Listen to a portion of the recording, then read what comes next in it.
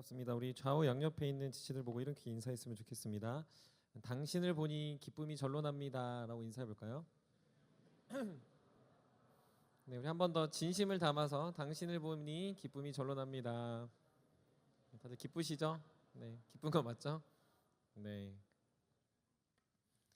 제가 요즘 초등학교 1학년 아들을 키우다 보니까 숙제를 많이 봐주고 있습니다. 여러분들 학창 시절에 숙제 잘 하셨습니까? 우리는 엄격하고 딱딱한 규칙과 방법에 되게 불편해합니다. 하지만 동시에 그것을 지킬 때 우리 안에 안정과 만족감도 같이 누리게 됩니다. 이 공부, 특별히 이 숙제와 관련해서 생각해 본다면 사실 숙제를 하는 게 이 초등학교 1학년생도 굉장히 불편해하고 왜 하는가 물어봤습니다. 아빠 왜 숙제를 해야 돼? 저의 대답은 그래서 학생이야 라고 이야기했습니다. 숙제를 안 하고 놀고 싶고 얼마 전에 도겸이가 숙제가 다 끝나고 레고를 갖고 오면서 이런 얘기를 하는 겁니다. 아 얼마만이냐. 초등학교 1학년도 숙제가 그렇게 많아요. 다른 게 더 재밌고 놀고 싶은 게 많다 보니까 숙제를 하는 마음도 불편하겠지만 사실 숙제를 해야 되는 그 당위성에 대해서 아이들은 고민하게 되더라는 겁니다. 그런데요 반대로 숙제를 할 때 우리 안에 드는 생각은 숙제를 해서 내가 꽤 잘하고 있구나라는 생각도 들고요. 공부를 할 때 공부보단 숙제를 하면서 내가 공부를 했구나라는 마음이 우리에게 안도감을 주더라는 거죠. 숙제라는 규칙은 분명 우리에게 불편하고 하고 싶은 걸 못하게 합니다. 하지만 반대로 숙제를 함으로 내가 마치 공부를 한 것 같고 내가 마땅한 일을 했고 나 굉장히 좋은 사람이라는 생각을 가져다 주게 되더라는 거죠. 그런데 사실은 숙제라는 규칙은 숙제에 있지 않습니다. 숙제에 목적이 있는 게 아니라는 거죠. 숙제를 통해서 내가 모르는 게 무엇이고 내가 무엇을 더 배워가야 되고 모르니까 내가 무슨 책을 더 봐야 되고 내가 어떻게 더 공부해야겠구나라는 것이 사실 숙제가 주는 유익이지 숙제했냐 안 했냐는 사실 우리가 정한 우리가 마치 지켜야 되는 불편함의 영역이 되더라는 거죠. 신앙생활도 숙제로 여기는 사람들이 많습니다. 말씀을 봐야 한다. 예배를 드려야 한다. 착하게 살아야 한다. 그래서 우리가 천국 가는 거다라고 이야기하는 거죠. 이것을 한번 숙제와 연관해서 생각해 볼까요? 말씀을 안 보면 그렇게 찝찝합니다. 한 주 뭐 이래저래 뭐 이유가 있든지 한번 예배를 빠지면요. 갑자기 지나가다 돌불에 걸려 넘어져도 그게 하나님이 내가 예배 안 나와서 나를 혼내시는구나라는 생각 그런 느낌이 든다라는 거죠.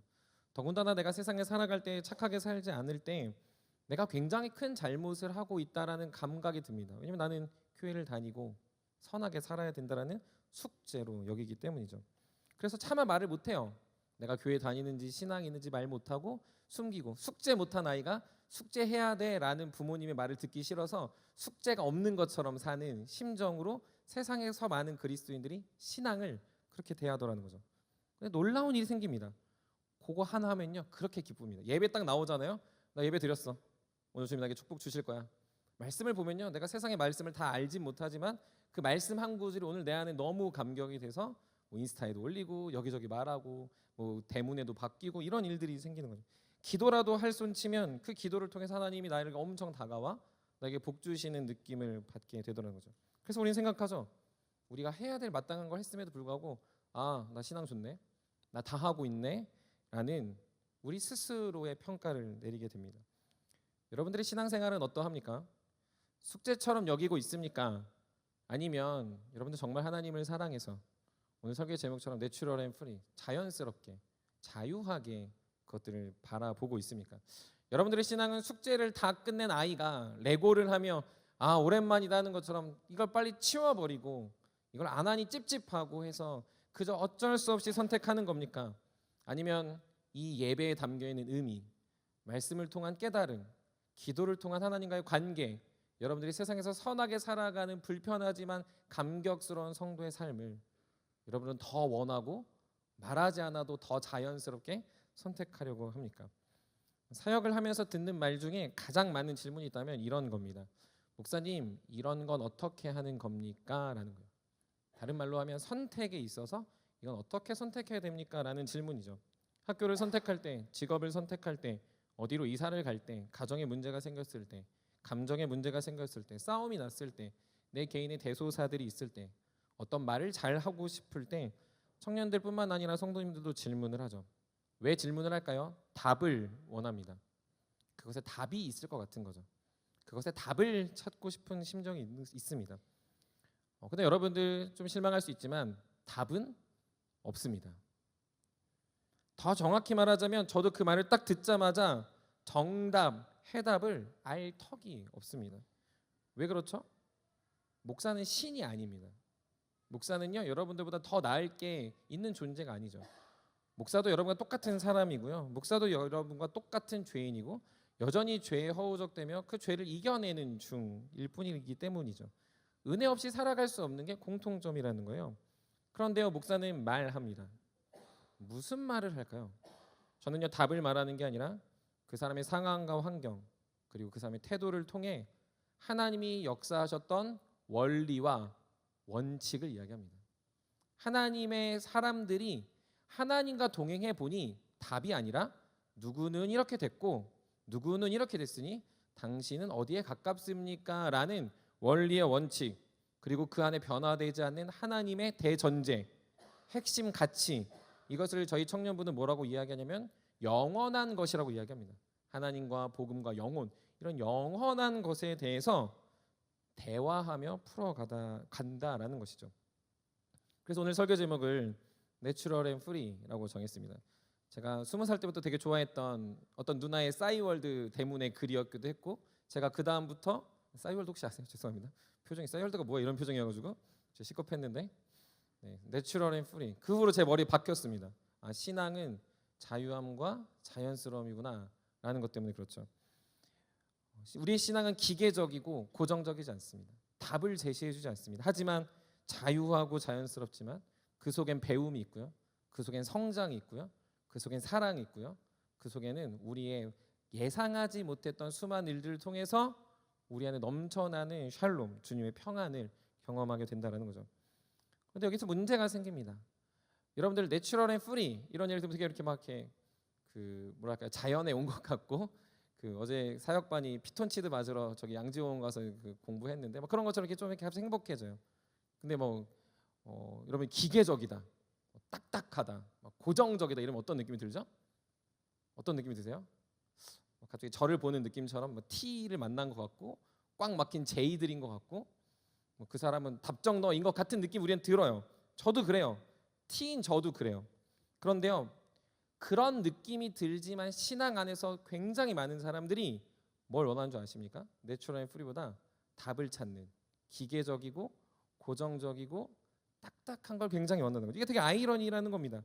많은 사람들이 뭔가 조금 더 자유롭게 선택해보다 이거 해 그러면 돼 라는 것을 아주 좋아한다라는 거죠. 왜 그럴까요? 그게 편해서입니다. 그게 간단해서요. 생각하지 않아도 되죠. 고민하지 않아도 되죠. 매 순간 달라지지 않죠. 쉽게 얘기하면 상수를 고정해놓고 변수를 쓰지 않으니까 늘 똑같은 값만 나오는 걸 원하는 거예요. 여러분들 대학교 갈 때 100만 원 내십시오. 무조건 됩니다. 이게 편하니까. 아니 여러분들 기도해 보십시오. 하나님 여러분들 원하는 대학에 보내실 겁니다. 뭐가 편할까요? 저도 100만 원 내고 내가 원하는 대학 가는 게 훨씬 편할 것 같아요. 근데 우리는 그거를 아니라고 말하지만 하나님을 대한 우리의 심령은 뭘 원합니까? 그런 고정적이고 기계적이고 아주 변화하지 않는 그냥 답을 찾으려 한다는 거죠. 그런데 여러분들 성경은 하나님의 백성들에게 그런 종교심을 불러넣지 않습니다. 다른 말로 하면요, 기독교는 종교가 아니라는 거죠. 물론 종교의 분류에 기독교가 있긴 하지만 종교는요 그런 상수값을 던져요. 1000배를 해라, 생명을 바쳐라, 뭘 해라, 그럼 이렇게 될 것이다 라고 요청합니다. 하지만요 성경은요 종교심을 가르치는 게 아니라 하나님의 사랑, 하나님의 은혜, 하나님의 예측 불허함, 하지만 그 안에 자유와 자연스러움. 자유와 자연스러움을 어떻게 표현할까요? 누군가는 벚꽃이 흐드러지게 피는 길을 걷는 것일 수도 있고, 누구는 아주 좋은 침대에 누워서 멍 때리고 있는 게 있을 수도 있죠. 누구는 맛있는 향기 나는 커피를 먹을 수도 있고요. 누구는 톡 쏘는 콜라를 먹을 수도 있습니다. 맥주 생각하지 마십시오. 여러분들의 마음속에 자유와 자연스러움은요 다 다르다는 거죠. 누구는요 러닝을 하는 걸 수도 있고요. 누구는 앉아가지고 책을 보는 걸 수도 있다라는 거죠. 왜 그렇습니까? 성경에서는요 원리의 원칙과 하나님의 전제와 하나님의 대가치들을 얘기하기 때문에 근데 각자가 다가오는 각자의 선택과 각자의 자유함에서 하나님의 풍성함이 드러날 뿐이라는 거죠. 오늘 본문은 아브라함이 조카 롯을 구하고 있는 장면이 나옵니다. 근데 우리는 여기서 의문을 갖게 됩니다. 왜 구하지라는 거예요. 저는 이게 1번 질문이었습니다. 왜 그렇죠? 지난주까지 롯과 분쟁이 있어서 갈라졌는데 요것 봐라 쌤통이다라고 할 것 같습니다. 또 그렇게 이상한 눈 쳐다보지 마세요. 제가 그렇게 매정하진 않지만 사실 좀 그런 생각이 들더라고요. 왜 구했지? 두 번째는 어떻게 구했지입니다. 여러분들 그 되게 어려운 본문을 지원자매가 너무 잘 읽어줬는데 이름도 막 괴상망측하잖아요, 맞죠? 그 내 왕의 내 왕국의 연합에 또 소돔의 왕들과 연합해서 싸우고 이런 이름들이 엄청 많은데 지금 이게 핵심이 뭐예요? 사람 이름 아닌 게 아니죠. 전쟁 중입니다. 좀 더 쉽게 말하면 러시아와 우크라이나가 싸우고 있는데 심영보가 318명 거느리고 우크라이나에 포로 구하러 갔다. 이런 거예요. 여러분 감흥이 안 되십니까? 국가 간의 싸움에 개인 사병 데리고 들어가서 거기에서 다 이기고 전쟁을 이겼던 승전 부대를 사기가 충천한 부대를 이기고 그 안에 자신의 조카 롯을 구하고 전리품을 다 회수해 왔다가 지금 오늘 우리가 읽은 본문의 내용이라는 거죠. 아브라함은 왜 롯을 구했을까요? 여러분 스스로 물어보시죠. 왜 롯을 구했을까요? 싸움을 잘해서? 조카이기 때문입니다. 갈대아 우르 하란을 거쳐 자신이 함께 동행하며 나온 조카를 다른 이유가 없죠. 어찌 보면 동생같이 여겼을 수 있고 어찌 보면 아들같이 여겼을 수 있는 어찌 보면 자신의 피부치보다 더 아끼고 사랑했을 수 있는 롯이 잡혀갔대요. 답이 뭡니까? 없어요. 구해야죠. 어떻게 해요? 자신이 가서. 왕들이 중요합니까? 국가가 중요합니까? 내 왕의 연합이 중요합니까? 저들이 몇 명인지 중요합니까? 성경은 그래서 일부러 기록하지 않는 것 같아요. 있으면 더 우리가 저처럼 생각할까 봐. 그런 건 중요하지 않아요. 그냥 자연스레 구해야지라고 생각한 겁니다. 왜 이런 생각이 들었을까요? 아브라함은 바보입니까? 아브라함은 두려움이 없을까요? 아브라함은 사이코패스입니까? 아브라함은 뭐 T가 100%여서 내가 이렇게 해서 작전을 짜고 잘 쳐들어가면 이길 수 있을 거라 생각했을까요? 그렇지 않다라는 거죠. 제가 아들을 키워보니까요. 부모의 눈 뒤집히는 사건 하나가 있습니다. 숙제 안 하는 거 말고. 그게 눈 뒤집히지 않아요. 아이가 다치잖아요. 눈이 이렇게 뒤집혀요. 제가 실제로 경험해보니까 그렇더라고요. 도겸이가 어린 나이에 아직도 기억하는데 금강교회 온 지 얼마 안 됐을 때 저녁에 놀다가 떨어져가지고 수툴 이렇게 밟고 올라가는 거 알죠? 저희 집에 하얀색 있는데 거기 이빨이 이게 찐 거예요. 피가 철철 나니까 119를 부르고 난리 부르스를 쳤습니다. 그래서 아내를 도겸이랑 119에 태워 보내고요. 저는 차 타고 쫓아갔어요. 제가 먼저 도착했습니다. 병원에 과속과 신호 위반을 꽉 하면서 쫓아갔어요. 눈이 뒤집히더라고요. 아무것도 안 보이고. 지금 아브라함에게 들렸던 소식 누군가를 전해줬을 때 아브라함님 지금 당신의 조카 롯이 잡혀갔습니다. 눈이 뒤집힌 거죠. 그러니 간 거예요. 이게 답입니까? 답은 아닐 수 있어요. 하지만 아브라함에게 이게 자연스러운 선택이라는 거죠. 그럼 여기서 한 번 더 생각해 볼 건 세 번째로 아브라함은 318명을 의지했을까입니다. 우리가 굳이 숫자를 거론했어요. 숫자를 거론하는 건 성경에서 굉장히 중요한 의미가 있는데 318명 자신이 길리고 훈련시킨 318명을 데리고 전쟁하러 갔대요. 여기 이제 군인들도 있습니다만 국가와 국가가 싸울 때는 단위가 다르죠. 특전사가 여기 특전사 형제도 있지만 특전사가 모든 걸 다 이기진 않거든요. 아주 사소한 거 하나 아니면 어떤 작전 하나를 가져오는 건데 이 318명의 국가 간의 전투에 승리한 부대를 쳐서 이겼다 하는 건 말이 안 되죠. 다시 말해서 318명을 의지한 게 아니에요. 그냥 자신이 나가려 보니까 자신 주변에 318명이 있었겠죠. 그들은 무슨 죄입니까? 주인이 간다니까 따라가는 거고 그들은 아브라함이 그냥 자연스럽게 가는 그 길에 승리의 보장이 아니라 죽음의 동반자입니다. 특전사가 적군에 뛰어드는 건 작전을 수행하는 것도 있지만 내가 죽을지 너가 죽을지 사실은 정해놓은 게 아니죠. 누군가는 죽을 수 있지만 우리는 작전을 수행한다. 여기서 뛰어들죠. 우리가 안 되면 다른 부대가 와서 얘도 안 되면 다른 부대가 와서 그냥 죽음의 동반자로서 318명은 아브라함하고 전쟁에 간 거죠. 마지막으로 아브라함 몇 살이죠?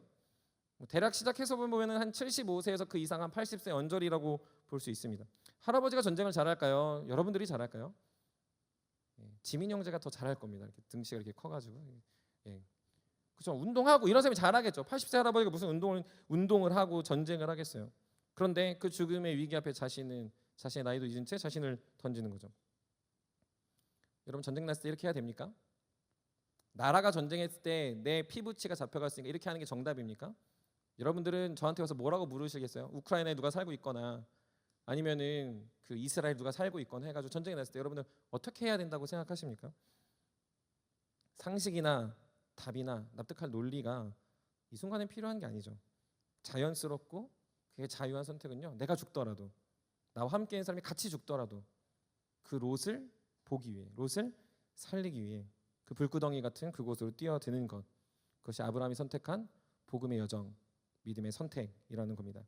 모든 것이 석연치 않고 모든 것이 애매해도 아브라함은 불편하고 부자연스러워도 그것을 선택할 의무와 힘을 갖고 그것으로 나아가고 있는 거죠. 사랑하는 세우매 여러분, 복음의 여정을 걷는 사람에게 복음과 가깝게 사는 게 무엇이냐고 묻는다면 저는 단호하게 얘기할 수 있습니다. 답이 아니라 자연스러움과 자유하게 살라고.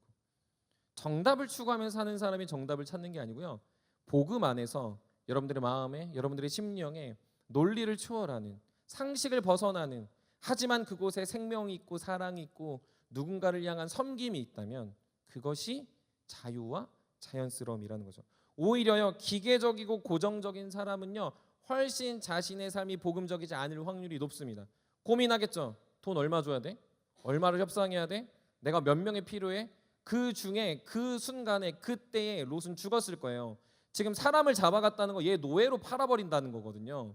그런데 지금 그 상황에 고민하지 않고 일절 고민하지 않고 따라갔던 아브라함이 사람을 살리지, 계산기 두드리고 어떻게 할까, 협상할까, 돈을 얼마 줄까 했다면 아마 조카 롯은 돌아오지 못했을 겁니다.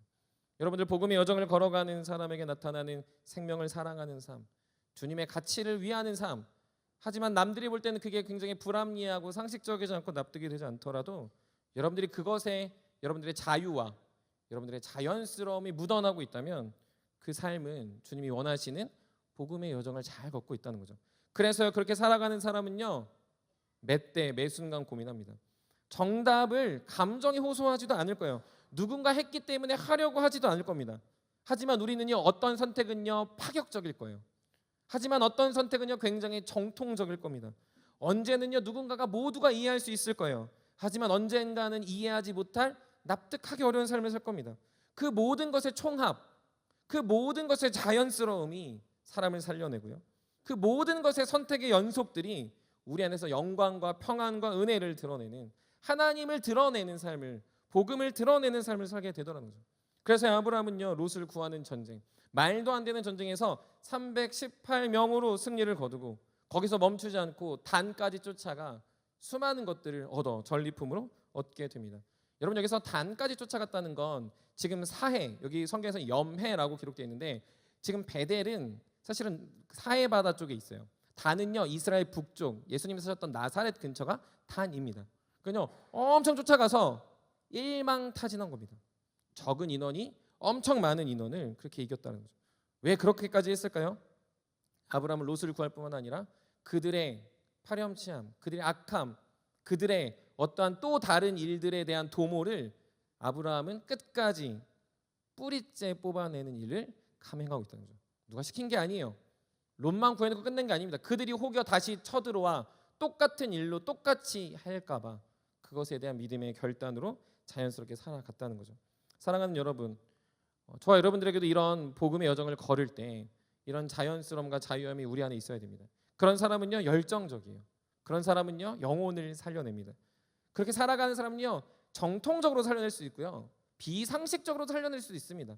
납득할 만한 방법이 있을 수도 있고요, 이해하기 어려운 방법일 수 있어요. 하지만 분명한 건 무엇입니까? 우리 안에 자유와 자연스러움을 주심으로 여러분들 통해 누군가가 살아나느냐를 점검하게 하신다는 거죠.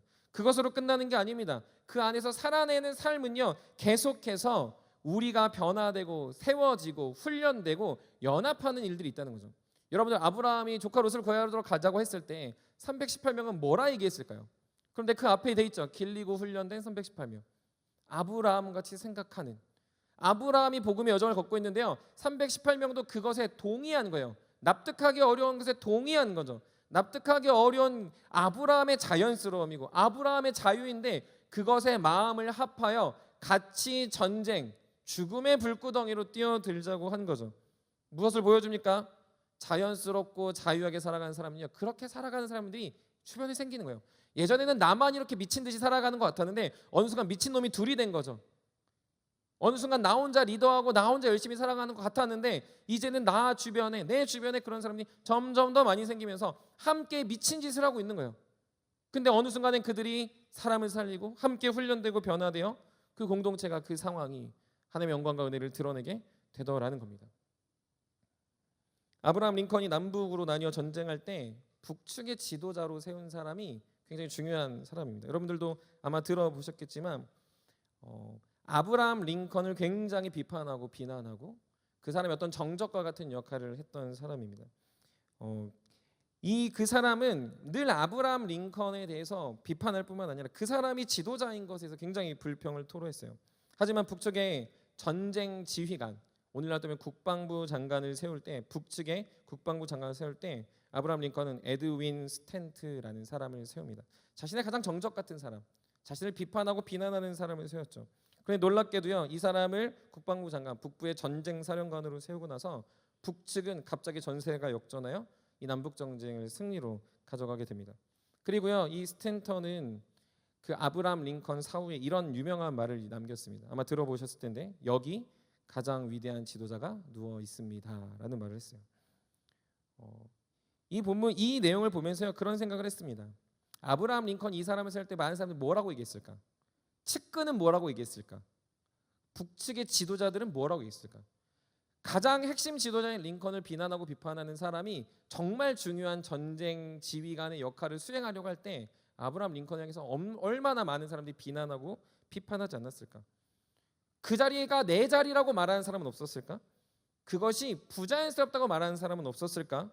굉장히 많이 있었겠죠. 그런데요, 아브라함 링컨은 오히려 그 스탠턴을 세워서 그 사람을 통하여 전쟁을 승리로 이끕니다. 아브라함 링컨의 선택은 단순했습니다. 진짜 북측의 위대한 지도자가 내가 아니라 저 사람이 된다. 진짜 전쟁에 능한 사람이 누구냐? 그렇다면 나의 정적이어도 괜찮다. 아브라함 링컨의 핵심은요, 내가 아니라 북측을 승리로 이끌 사람은 내가 아니어도 괜찮으니 저 사람을 통해 이길 수 있다면 저 사람이 전쟁 지휘관을 해야 된다라는 말도 안 되는 결정을 내린 거죠. 근데 그 말도 안 되는 결정이 어떤 역할을 합니까? 승리로. 그리고 남북이 전쟁이 끝나고 이 미국이라는 나라를 이루어갈 때 굉장히 큰 역할을 하게 되더라는 거죠. 사랑하는 세움의 여러분, 자연스러움과 자유함은 이런 파격과 이런 사람을 살리는 것과 역사를 바꾸는 일들을 감행하게 됩니다. 많은 신앙인들이요 쫄아 있어요. 많은 신앙인들이요 답 앞에서 계산기 두들깁니다.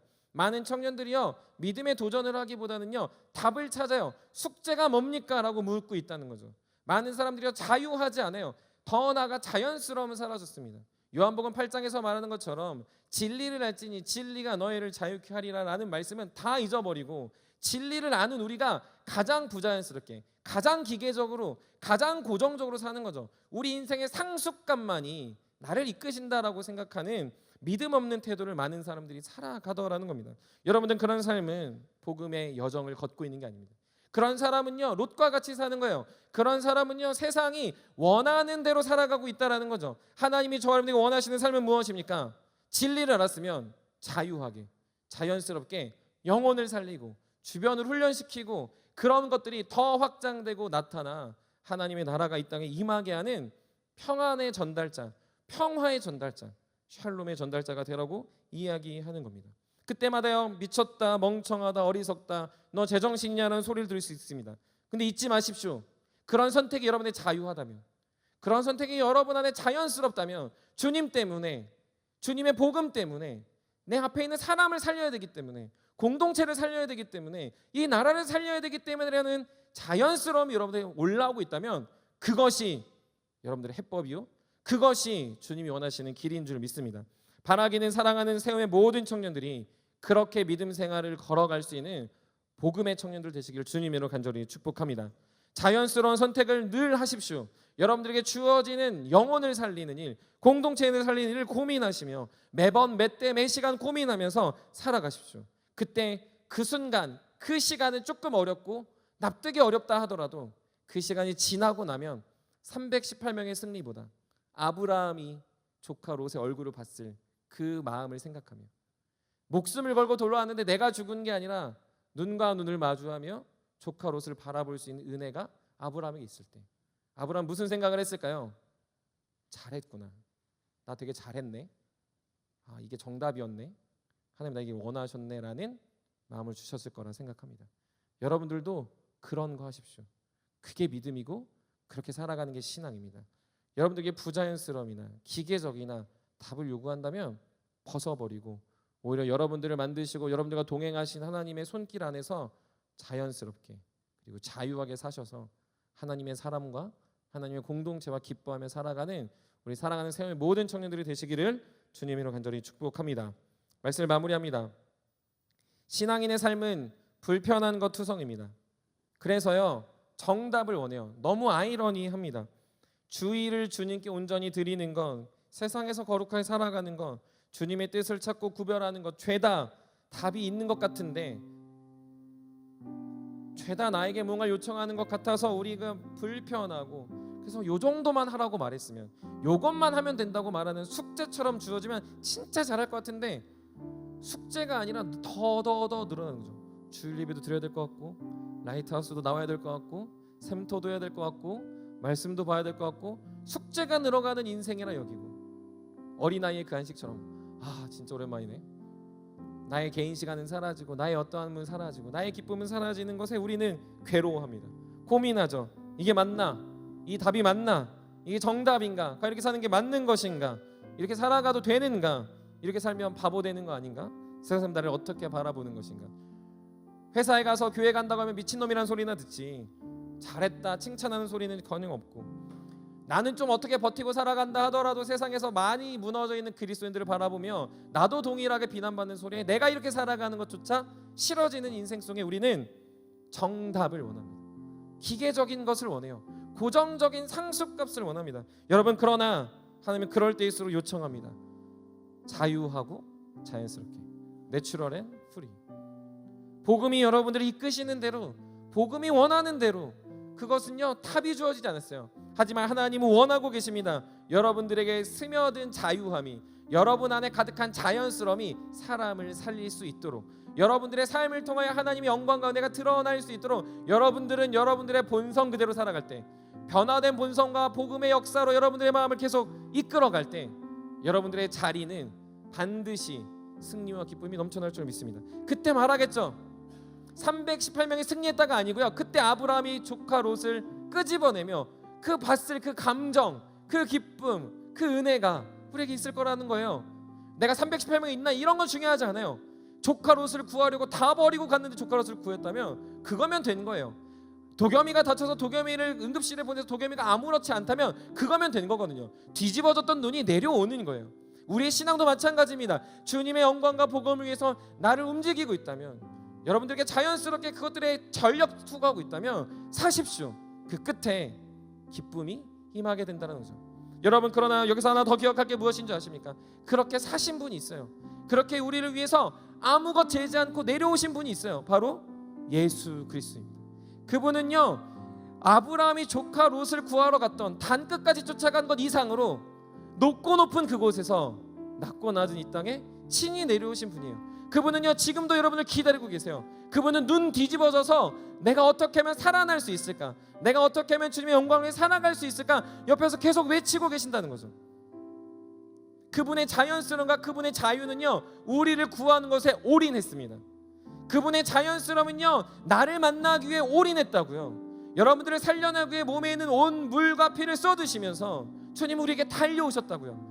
마치 소돔왕들에게, 그 연하 왕국에게 잡혀간 조카 롯의 그 비명 횡사한 일들 속에서 아브라함이 다가왔을 때 롯이 느꼈을 감정은 무엇입니까? 나를 기억해 준 사람이 있구나, 나를 살리려 다 버리고 온 삼촌 아브라함이 있구나라는 그 감정보다 더 크고 놀랍도록, 세상이 여러분들 짓밟고 세상이 여러분들을 다 무시하고 내 인생이 망한 것 같은 그 순간에 주님은요 달려오셔서 여러분들 건져내시고 살리시며 나도 그렇게 살라고 요청하고 있다는 겁니다. 주 안에 사랑하는 여러분, 어떻게 사셔야겠습니까? 자유하게, 자연스럽게 영혼을 위해 사십시오. 더 힘을 다하여 여러분들에게 주어진 마음을 가지고 함께 얼굴과 얼굴을 대하여 볼라를 보며 주님의 얼굴을 경험하는 그 은혜를 가지고 다른 영혼들을 위해 사십시오. 공동체를 위해 사십시오. 더 나아가 여러분들이 있는 가정과 직장과 학교를 변화시키며 사십시오. 미쳤다고 말하는 그 순간 여러분들의 마음이 움직인다면 가십시오.